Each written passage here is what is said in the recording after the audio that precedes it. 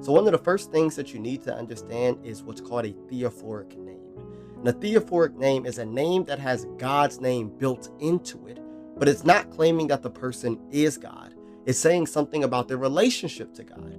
And every single one of these theophoric names in the Bible has the abbreviated name of God. You can take my name, for example, Elijah. In Hebrew, Eliyahu, when we break it down, Eli means my God, plus Yahu is an abbreviated version of Yahweh tacked on at the end to where you get the name my God is Yahweh.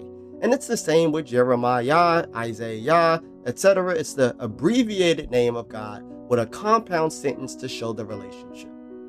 Now, Jeremiah 23 verse 6 doesn't do that. Yahweh Tzidkenu isn't an abbreviated version of Yahweh fused into a compound. No, it's the full 4-letter unabbreviated name of God, standing alone as its own word, and it functions as the subject of the sentence. Not saying that this person belongs to Yahweh, but he is Yahweh. This is unprecedented.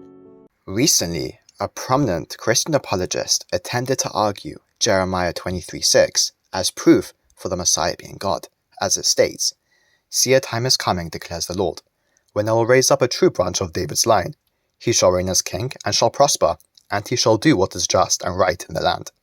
In his days Judah shall be delivered, and Israel shall dwell securely. And this is the name by which he shall be called, the Lord our righteousness." What the missionary dishonestly conceals is that the subject changes midway through verse 6, from the Messiah to Israel. Thus, the nearest subject to the one being called the Lord our righteousness is the people of Israel.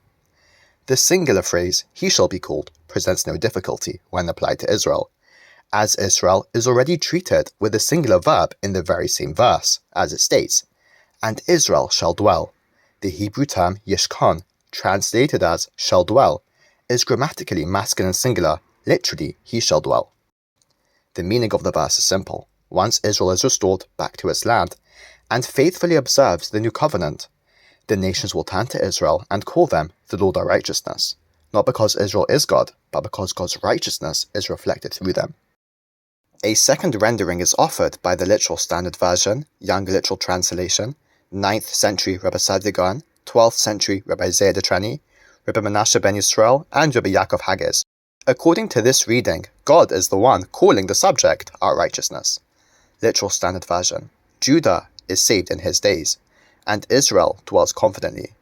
And this is his name that Yud-Keh-Vav-Keh proclaims him, our righteousness. Young Literal Translation, in his days is Judah saved, and Israel dwelleth confidently. And this his name that Yud-Keh-Vav-Keh proclaims him, our righteousness. Or as Sadigan, Rabbi Zeir, Rabbi Menashe, and Rabbi Yaakov Haggis would translate, and this is the name by which God shall call him, our righteousness.